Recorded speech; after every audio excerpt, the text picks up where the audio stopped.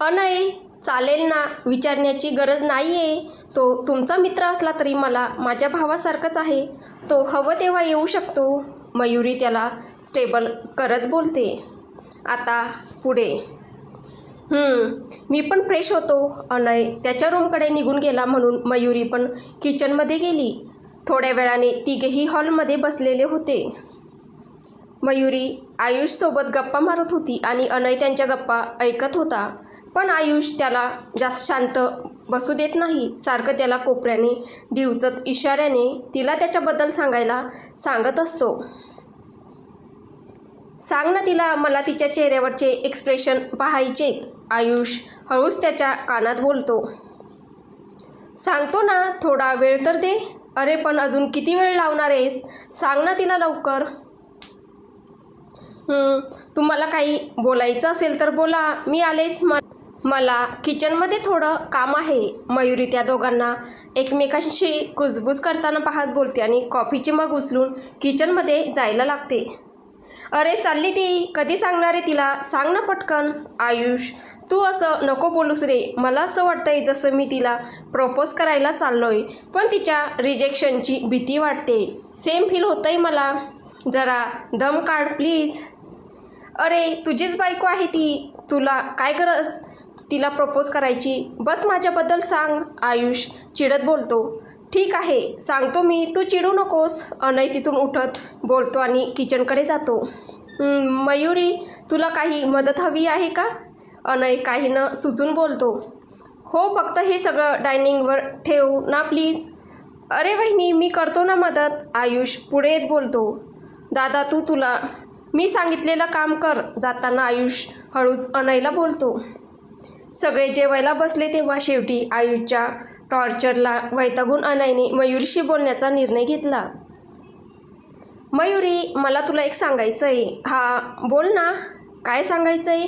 ते हा आयुष, ते म्हणजे हा आहे ना तो, म्हणजे हे बघ, तू गैरसमज करून घेऊ नकोस. मला तुझ्यापासून लपवायचं नव्हतं. आधी तू बोल तर खरं. तू बोलल्याशिवाय मला कसं समजणार आहे तू खरं बोलतोय का खोटं? अगं ते म्हणजे हा आयुष आहे ना, त्याचं म्हणजे तो आणि मी. परत त्याची गाडी अडकते. शेवटी आयुष्यच चिडतो. हे बघ बहिणी, ह्या येडचाप आहे, याला सांगता नाही यायचं. मी सांगतो, मी याचा मित्र नाही आहे, मी याचा सक्का लहान भाऊ आहे. काही कारण आहेत ज्यामुळे तुला मी सांगितलं नाही, पण प्लीज तू गैरसमज करून नको घेऊस. आमचा यामागे काही वाईट हेतू नव्हता. प्लीज तू समजून घेशील. अजून काय काय लपवलंय तुम्ही माझ्यापासून? मयुरी अनयकडे पाहत जरासं रागात असल्यासारखं बोलते. खूप गोष्टी आहेत, पण त्या सांगण्याची ही योग्य वेळ नाही. अनय बोलतो. पण खरं सांगू, मी रागावलेच नाही. मयुरी हसत बोलते. मला आधीच डाऊट आलेला होता. खरंच रागावली नाही आहे. बघितलं भाई, तू उगाच सांगायला घाबरत होता. आयुष खुश होत बोलतो. त्याच्या चेहऱ्यावर खरंच खूप खूप छान हसू असतं, जे लहान बाळाच्या चेहऱ्यावर असतं, अगदी निरागस. त्याला हसताना पाहून नकळत अनय आणि मयुरी देखील हसायला लागतात. तसं पाहायला गेलं तर रागवण्याचं काहीच कारण नव्हतं आणि मीही माझ्या बाबतीतल्या काही गोष्टी तुम्हाला सांगितल्या नाही आहे. मयुरी म्हणते. मला तर वाटलेलं तू नक्कीच चिडणार, पण तू समजून घेतलंस. थँक्स. अनय गालात हसत बोलतो. तूही तर मला समजून घेतोसच ना, मग मी का नाही? बरं ते जाऊ देत. तुला माहीत आहे, आज ते मिस्टर जाधव आहेत ना, ते खरंच मला भेटायला आलेले लायब्ररीमध्ये. तुम्हाला दोघांना सांगते, माहीत नाही का, पण त्यांना भेटून खरंच खूप छान वाटतं. मयुरी अभिबद्दल बोलायला लागते तसं अनयच्या हाताच्या मुठी वळायला लागतात. शेवटी त्याच्यासाठी आज आयुषवर होणारा हल्ला तर त्यानेच केलेला. अरे वहिनी, तुला एक सांगायचं राहिलं. आयुष विषय बदलत बोलतो. आपले दद्दू आहेत ना, तुला माहीत आहे, त्यांनी मला काल सांगितलंय. ते म्हणाले की आजपासून मी पण इथेच तुमच्यासोबत राहू शकतो. आयुष त्यांच्यावर बॉम्बस्फोट करतो. काय? दोघेही सोबतच बोलता. अरे काय, या घरी 2 रूम आहेत ना, मग तसंही तुम्ही एकच वापरता, मग मी दुसरीत राहत जाईल. आयु, तू जरा अति करतोय, असं नाही वाटत का तुला? अनय चिडत बोलतो. बघितलं वहिनी कसा रागावतो हा. आता तूच सांग, तुला काही प्रॉब्लेम आहे का मी ते राहिलो तर? मला मला काय प्रॉब्लेम असणार मयुरी? ती बिचारी काय बोलणार होती बिचारी. बघ रे भाई, तिला काही प्रॉब्लेम नाही आहे आणि त्यामुळे हे फायनल आहे, मी इथेच राहणार. आयुष बोलतो. तसं अनय आणि मयुरी एकमेकांना पाहायला लागतात. खरं तर आयुष आणि दद्दूला हे माहीतच नव्हतं की तो आणि मयुरी वेगवेगळ्या रूममध्ये राहतात. 1 मिनिट दद्दू, म्हणजे अजून कोण कोण आहे तुमच्या फॅमिलीत? अचानक मयुरी बोलते. नाही, अजून कोणीच नाही. मी, भाई, दद्दू आणि आता तू. बस आपण चौघीच आहोत. हा मला त्यांच्या फॅमिलीचा एक भाग मानतो, मयुरी मनातच बोलते. म्हणजे आता माझी ही जवळजवळ पूर्ण फॅमिली असणार. आयुष, मी भेटू शकते आजोबांना? आणि अनय, मागे मी दिलेलं ते लेटर तू तुझ्या दद्दूलाच दिलेलं का? मी ते दद्दूलाच दिलेलं. आणि हो, काळजी नको करूस, तू लवकरच दद्दूला भेटू शकते. खरंच? अगं वहिनी, भाई बोलतोय म्हणजे नक्की भेटणार तू, डोंट वरी. आयुष मध्येच बोलतो. तेव्हाच अनयचा फोन वाजतो, म्हणून तो फोनवर बोलण्यासाठी बाजूला जातो. मीही किचनमधलं आवरते म्हणत मयुरी तिथल्या प्लेट्स उचलत किचनमध्ये निघून जाते. म्हणून आयुषी हॉलमध्ये येऊन मोबाईल पाहत बसतो. हॅलो, बोल राघव. अनय त्या दोघांपासून दूर येऊन बोलतो. सर, ते आम्ही खूप प्रयत्न केला पण ती लोक काहीच बोलायला तयार नाही आहे. एक कर, त्यांच्यापैकी तिघांना मारून टाक उरलेल्या चौथ्यासमोर आणि त्या तिघांची प्रेत मिस्टर अविराज जाधव यांच्या घरी पार्सल कर. अजून एक पुरावा मागे राहता कामा नये. त्या चौथ्याकडे मी पाहतो.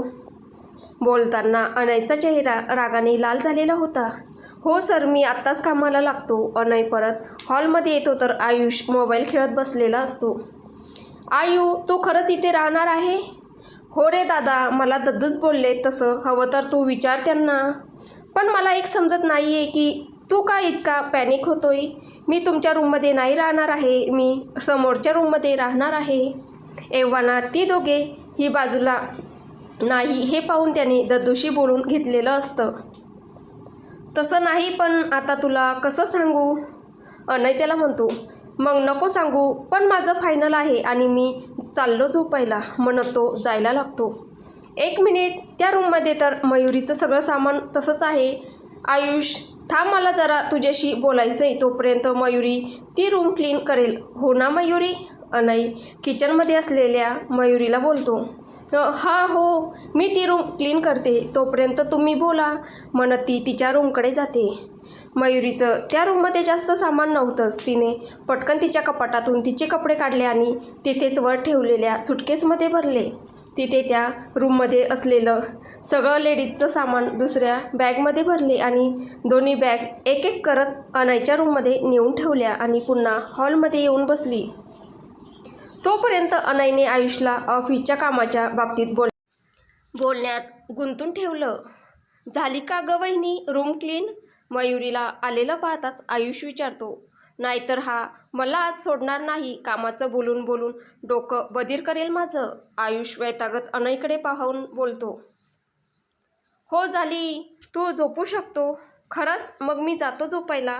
गुड नाईट वहिनी, आणि बाई तुला पण, म्हणत आयुष खरंच पटकन त्याला दिलेल्या रूममध्ये निघून जातो.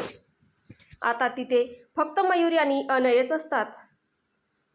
मयुरी, तू झोप माझ्या रूममध्ये, मी इथे हॉलमध्ये झोपतो. तसंही सकाळी मी लवकरच उठतो, त्यामुळे आयुषलाही काही समजणार नाही. नाही नको, तू झोप रूममध्ये, म्हणजे आपण दोघेही झोपू शकतो. एवढा मोठा बेड आहे तो. डोंट वरी, मला काही वाटणार नाही, मी समजू शकते आणि माझा विश्वासही आहे तुझ्यावर, मयुरी त्याला म्हणते. इट्स ओके मयुरी, मी झोपतो नाही ते. अनय, पण अगं खरंच मी झोपतो इथे, तू नको काळजी करू. नाही रे, माझ्यामुळे तुला इथं रात्रभर झोपावं लागलं तर मला झोप नाही येणार. तू झोप ना आत प्लीज. अगं पण प्लीज अनय.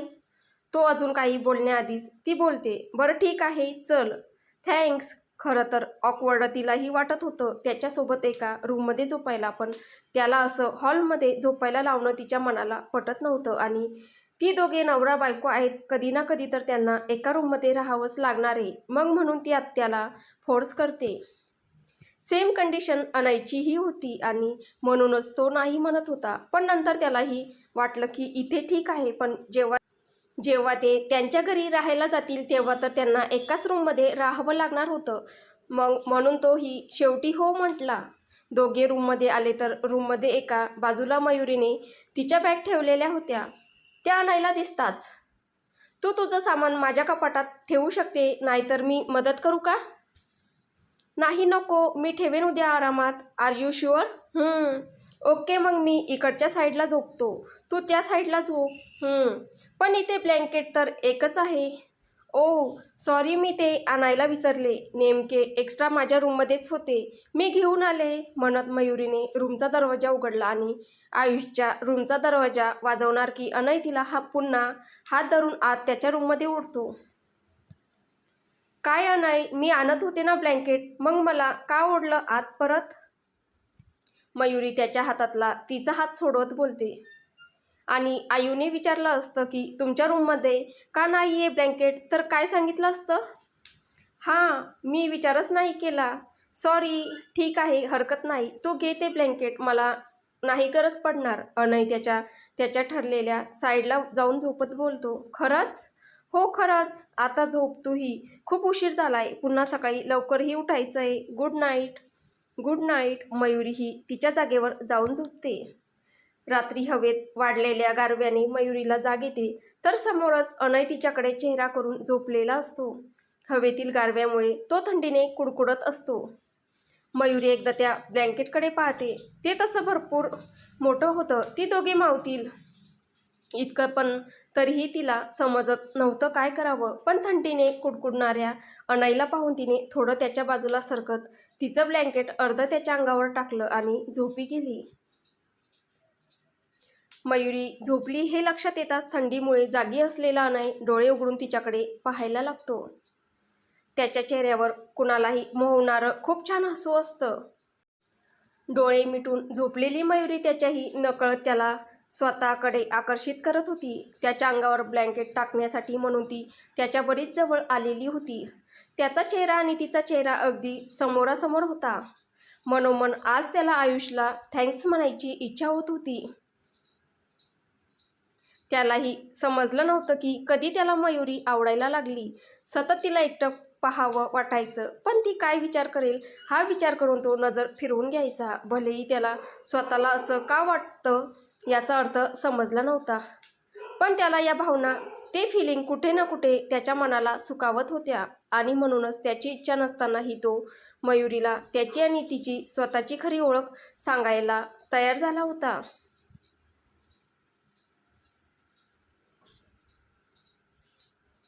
त्याला माहीत होतं की जेव्हा ती मिसेस देसाई म्हणून जगासमोर येईल तेव्हा फक्त अभिराजच नाही तर अजूनही काही छुपे शत्रू असतील, ते तिचा वापर करून तिला ढाल बनवून आणि तिला त्रास देऊन हवं ते मिळवण्याचा प्रयत्न करतील. पण काहीही करून त्याला तिला स्वतःपासून दूर जाऊ द्यायचं नव्हतं. कदाचित देसाई मेन्शनमध्ये ती इथल्यापेक्षा जास्त सुरक्षित राहिली असती,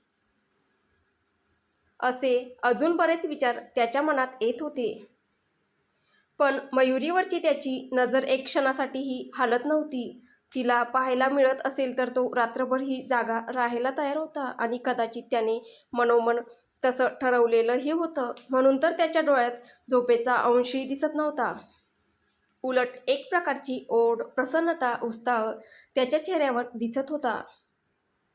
त्याचबरोबर एखादी काळजीची लकीरही उमटायची, पण एकच क्षण आणि परत ती नाहीशी होऊन तिथे बस तिच्यासाठी असलेली ओढ असायची. भलेही उघड उघड तो तिला कळू देत नव्हता की त्याला ते काय वाटतंय तिच्याबद्दल, कारण त्याला अजून ते समजलेलं नव्हतं. पण तरीही तिला सुरक्षित ठेवणं, तिच्यासाठी वाटेल ते करणं यातच तो समाधान मानत होता. आणि खरंच अख्खी रात्र त्याने फक्त तिला बघण्यात घालवली. रात्रभर तो फक्त तिलाच पाहत होता, तिची प्रत्येक हालचाल डोळ्यात साचवत होता. झोपेत तिच्या चेहऱ्यावरील झरझर बदलणारे भाव टिपत होता, त्यांचा अर्थ लावण्याचा निरर्थक प्रयत्न करत होता आणि नंतर स्वतःच्याच वेडेपणावर हसत होता. पण त्याला काय होतंय किंवा तो असं का वागतोय याचा मात्र त्याला उगम लागत नव्हता. तर पुढे काय होईल हे आपल्याला पुढच्या भागात पाहायला भेटेल. तुम्हाला ही कथा कशी वाटते आहे कमेंटद्वारे नक्की कळवा. आणि कथा आवडत असेल तर व्हिडिओला लाईक करा, शेअर करा. आणि चॅनलवर कोणी नवीन असेल तर चॅनल सबस्क्राईब करा. धन्यवाद.